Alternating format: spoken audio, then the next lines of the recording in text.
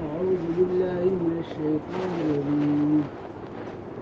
بسم الله الرحمن الرحيم. قل يا أهل الكتاب لم تكفرون بآيات الله والله شهيد على ما تعملون.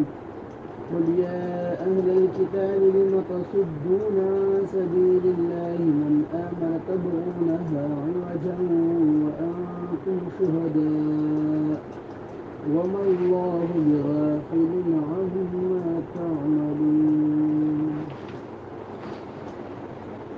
اعوذ باللہ من الشیطان الرجیم بسم اللہ الرحمن الرحیم قل یا اہل الکتاب لم تکفرون بآیات اللہ واللہ شہید علی ما تعملون. تو یہود کے ہی جو دو اعتراضات تھے ان کا تذکرہ چل رہا تھا. اب اسی ضمن میں ان کی مزید خرابیوں کو بیان کیا جا رہا ہے کہ اللہ تعالیٰ فرما رہے ہیں کہ اے پیغمبر صلی اللہ علیہ وسلم کہہ دیجئے یا اہل الکتاب، اے اہل کتاب، لما تکفرون بآیات اللہ، تم کیوں انکار کرتے ہو اللہ کی آیات کا. تمہارے پاس جب واضح آیات آ گئی ہیں تم بجائے ان پر عمل کرنے کے ان کا کیا کرتے ہو؟ انکار کرتے ہو. یا ایک تو ہے ان پر عمل نہ کرنا، انکار کی ایک صورت.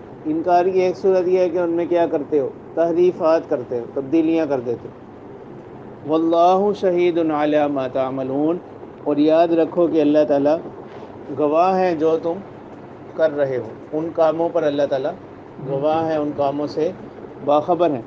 قل یا اہل الکتاب لم تصدون عن سبیل اللہ من آمن تبغونها عوجا وانتم شہداء وما اللہ بغافل عما تعملون. تو یہاں سے آگے اور خرابیوں کو بیان کیا جا رہا ہے، اور یہ جو آگے تک آیات آ رہی ہیں شان نزول ان کا یہ ہے کہ یہود میں ایک شخص ہے شماس، شین میم الف سین، شماس بن قیس. اس کو کسی نے مشورہ دیا، یا بعض روایتوں میں آتا ہے کہ وہ خود، اب اس نے جس وقت لوگ اسلام لاتے گئے جیسے آگے آیات میں آئے گا بھی، تو اب لوگ کس میں؟ ایک وحدت میں منسلک ہو گئے، اور وہ وحدت کیا تھی؟ وحدت اسلام. تو اب اس نے یہ دیکھا کہ یہ لوگ جو پہلے سے ایک دوسرے کے دشمن تھے کس طرح ایک ہو گئے. تو اس نے کسی موقع پر اوس و خزرج کے لوگ، مدینہ کے قبائل ہیں، یہ اکٹھے بیٹھے ہوئے تھے اسلام لانے کے بعد. یعنی مختلف صحابہ تھے، کچھ کا تعلق اوس سے تھا، کچھ کا خزرج. اس نے وہاں پر ان دونوں کی جو زمانے جاہلیت میں جنگیں ہوتی رہیں ان کے متعلق جو مختلف شعراء نے اشعار کہے تھے، اس نے وہ شعر وہاں پر پڑھنے شروع کر دیے. اس سے کیا ہوا کہ وہ جو پہلے سے ایک ان کی باہمی دشمنی چلی آ رہی تھی اس کی جذبات دوبارہ بڑک اٹھے، اور یہاں تک نوبت پہنچی کہ پھر سے تلواریں لے کر یہ لوگ ایک دوسرے کے آمنے سامنے ہو گئے.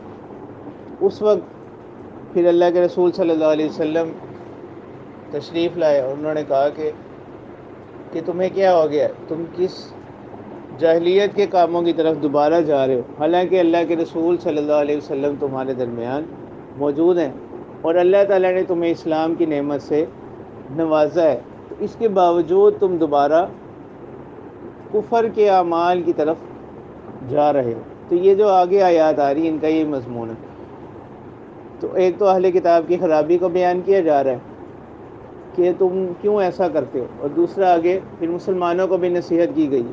قل یا اہل الکتاب لم تصدون عن سبیل اللہ، تو اے پیغمبر صلی اللہ علیہ وسلم آپ کہہ دیجئے اے اہل کتاب لم تصدون عن سبیل اللہ، تم کیوں روکتے ہو، صد یصد روکنا، تم کیوں روکتے ہو عن سبیل اللہ اللہ کی راہ سے، یعنی دین اسلام سے، من آمن اس شخص کو جو ایمان لایا. اور ایسا تم کیوں کرتے ہو؟ تبغونہا عوجا، تم چاہتے ہو اس میں کوئی کجی، کوئی ٹیڑھا پن، کوئی کمی. وانتم شہداء، اور حالانکہ تم کیا ہو؟ گواہ ہو. وما اللہ بغافل عما تعملون، اور جو کچھ تم کر رہے ہو، وما اللہ بغافل، اللہ تعالیٰ بے خبر نہیں ہے، عما تعملون، جو تم کام کر رہے ہو، یعنی ان کاموں سے تمہارا مقصد کوئی یہ بتلانا نہیں ہے کہ ہمارا جو دین ہے وہ کیا برحق ہے، تو اس وجہ سے لوگوں کو روکتے ہو دین اسلام سے، بلکہ ان کاموں سے تمہارا مقصد کیا ہے کہ کسی نہ کسی طرح کوئی فتنہ فساد ہوتا رہے۔ یا ایھا الذین آمنوا ان تطیعوا فریقا من الذین اوتوا الکتاب یردوکم بعد ایمانکم کافرین۔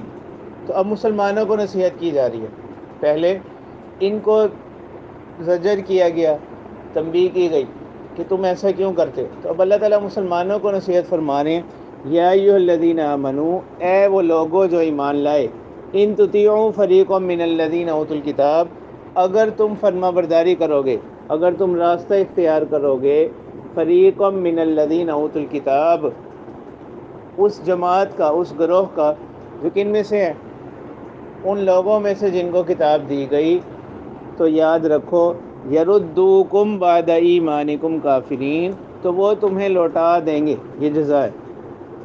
اگر تم ان کی اطاعت کرو گے، یردوکم، تو وہ تمہیں لوٹا دیں گے، بعد ایمانکم، تمہارے ایمان لانے کے بعد، کافرین، کفر کی طرف، یعنی ایمان کی دولت جس پر تم اس وقت قائم ہو، اگر تم ان لوگوں کے پیچھے لگو گے تو یہ اس ایمان سے نکال کر دوبارہ تمہیں کس طرف لوٹا دیں گے، کفر کی طرف۔ حالانکہ وَكَيْفَ تَكْفُرُونَ، تم کیوں کر، کس طرح تم کفر اختیار کرتے ہو یا کرو گے، وَأَنْتُمْ تُتْلَى عَلَيْكُمْ آیات اللہ، اور حالانکہ تم وہ لوگ ہو کہ تتلا علیکم آیات اللہ، کہ پڑھی جاتی ہیں تم پر اللہ کی آیات، ایک بات، اور اس سے بھی بڑھ کر وفیکم رسولہ،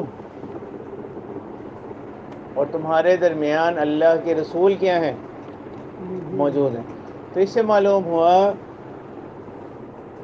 کہ ایک تو آیات کا پڑھا جانا اور دوسرا خود رسول پیغمبر کا موجود ہونا، تو ان دونوں باتوں کے ہوتے ہوئے تمہارا اسلام سے دوبارہ کفر کی طرف پلٹ جانا، یہ کیا ہے، انتہائی افسوسناک، ٹھیک ہے۔ تو اس آیت میں اس طرح بھی اشارہ ہو رہا ہے کہ آپ صلی اللہ علیہ وسلم کا جو مقام ہے وہ صرف کیا ہے، یعنی وہ صرف اللہ کا پیغام پہنچانا نہیں ہے بلکہ اس سے بڑھ کر ہے۔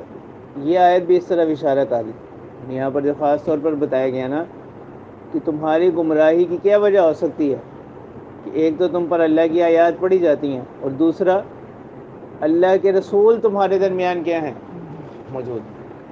تو یہ آیت بھی اس بات کی نفی کرتی ہے کہ جو ہمارے یہاں بعض لوگوں کا یہ نظریہ ہے کہ اللہ کے رسول صلی اللہ علیہ وسلم کا مقصد صرف اور صرف کیا ہے، اللہ کا پیغام پہنچا دینا، اس سے زیادہ ان کی کوئی ذمہ داری نہیں۔ تو یہ آیت اس چیز کی کیا کر رہی ہے، نفی کر رہی ہے۔ وَمَن يَعْتَصِم بِاللَّهِ، اور جو کوئی مضبوطی کے ساتھ پکڑے گا، باللہ، ہاں جی، اللہ کی راہ کو، اللہ کی رسی کو، فقد ہدی الی صراط مستقیم، تحقیق رہنمائی کیا گیا، ہدایت دیا گیا، الی صراط مستقیم، سیدھی راہ کی طرف۔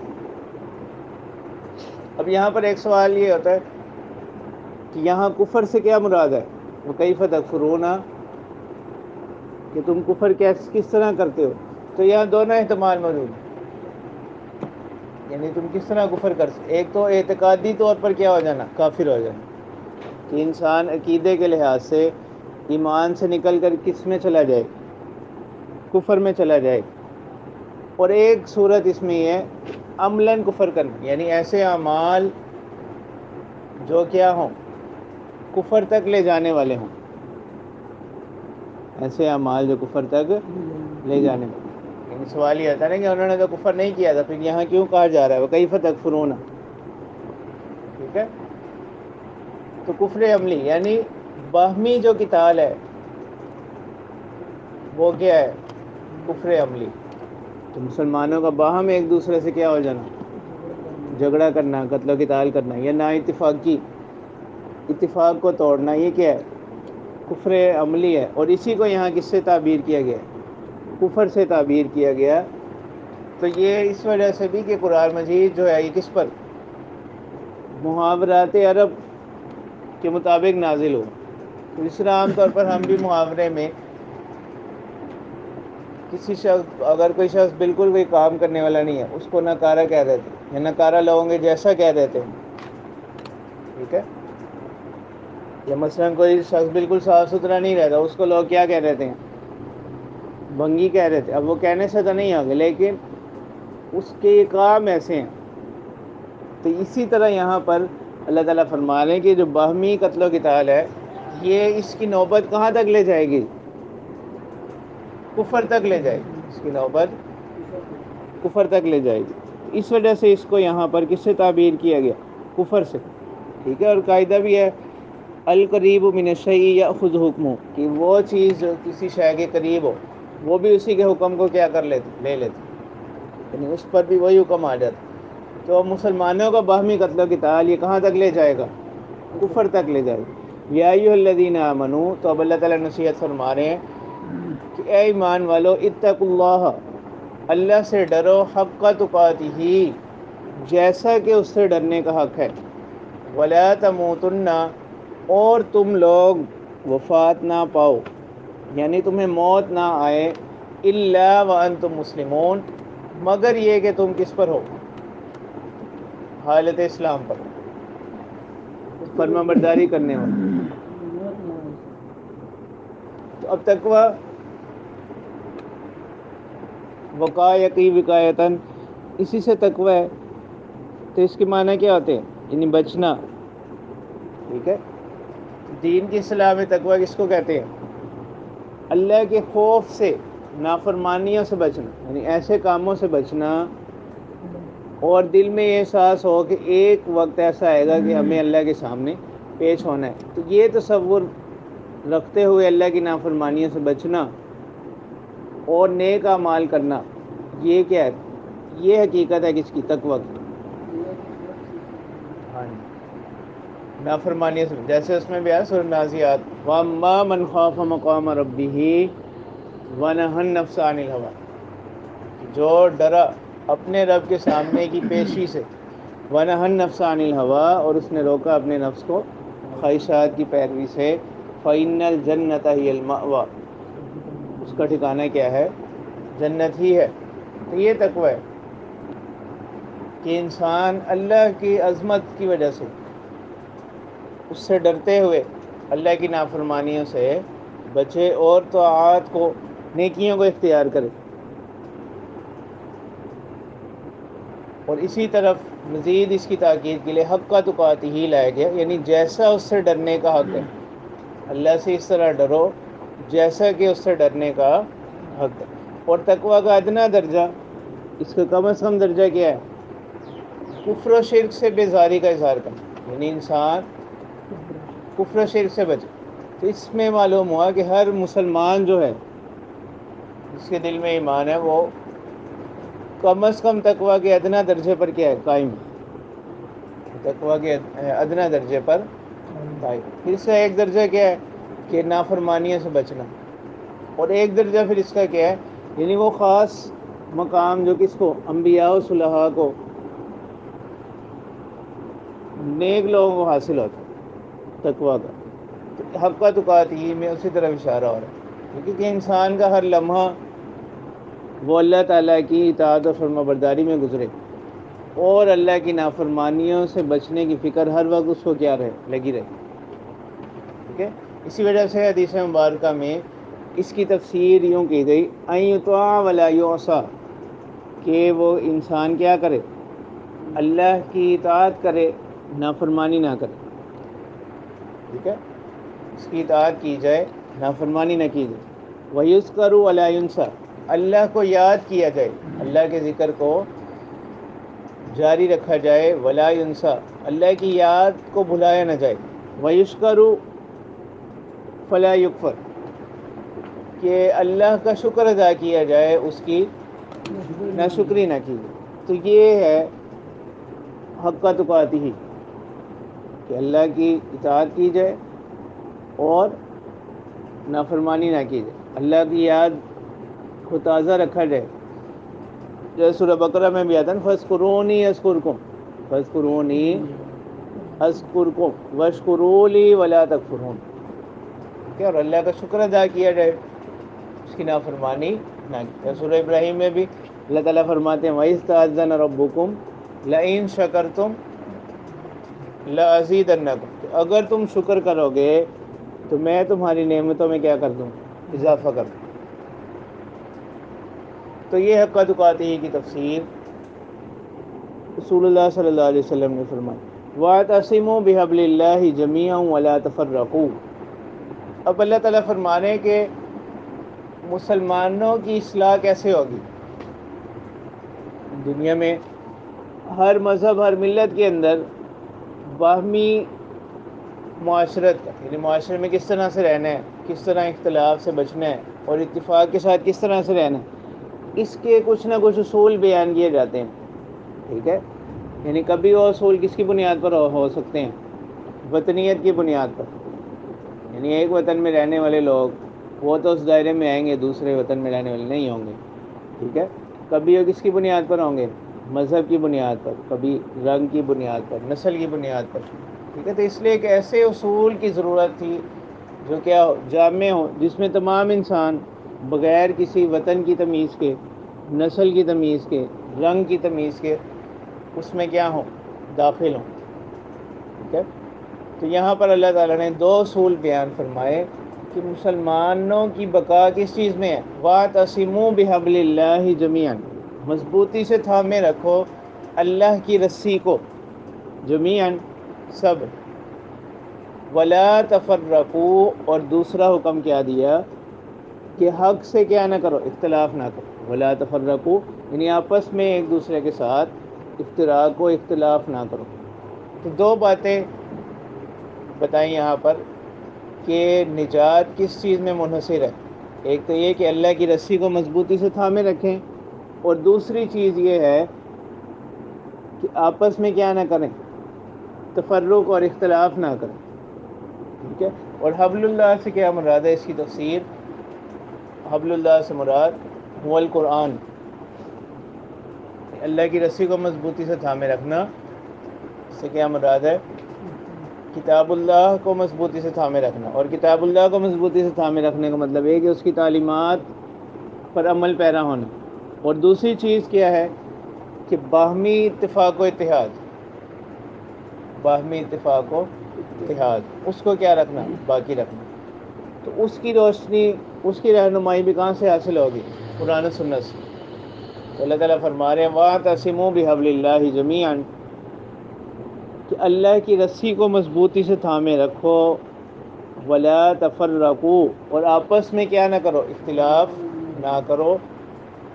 اب اللہ تعالیٰ فرما رہے ہیں، یہ جو پیچھے شان نزول ذکر ہوا تھا نا، کہ اوس و خزرج کے قبائل زمانہ جاہلیت کے اشعار کو سن کر دوبارہ سے ان کے وہی جاہلیت والے جو جذبات تھے، دشمنی والے، وہ بھڑک اٹھے اور وہ ایک دوسرے کے مد مقابل آ گئے۔ تو اللہ تعالیٰ اپنی نعمت اسلام کو بیان کر رہے ہیں، وَاذْكُرُوا نِعْمَتَ اللَّهِ عَلَيْكُمْ،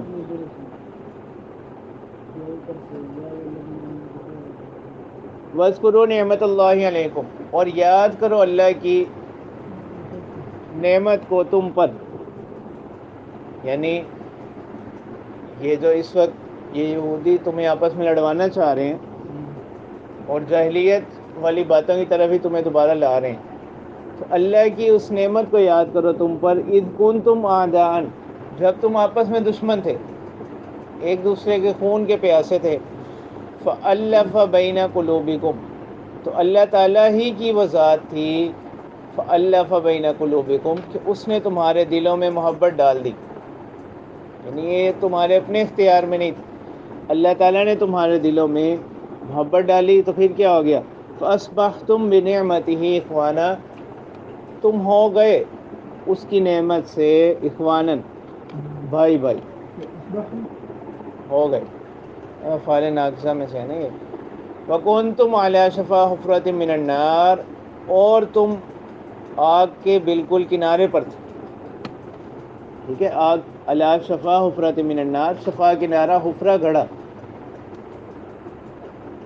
وَكُنْتُمْ عَلَى شَفَا حُفْرَةٍ مِّنَ النَّارِ، تم آگ کے گڑھے کے بالکل کنارے پر تھے، یعنی قریب تھا کہ اس میں گرنے ہی والے تھے، فَأَنْقَذَكُم مِّنْهَا، اللہ تعالیٰ کی نعمت ہوئی تم پر، اس کی رحمت ہوئی، فَأَنْقَذَكُم مِّنْهَا، اللہ تعالیٰ نے تمہیں اس سے بچا لیا، نکال لیا. كَذَلِكَ يُبَيِّنُ اللَّهُ لَكُمْ آيَاتِهِ، اسی طرح اللہ تعالیٰ بیان کرتے ہیں تمہارے لیے اپنی آیات کو.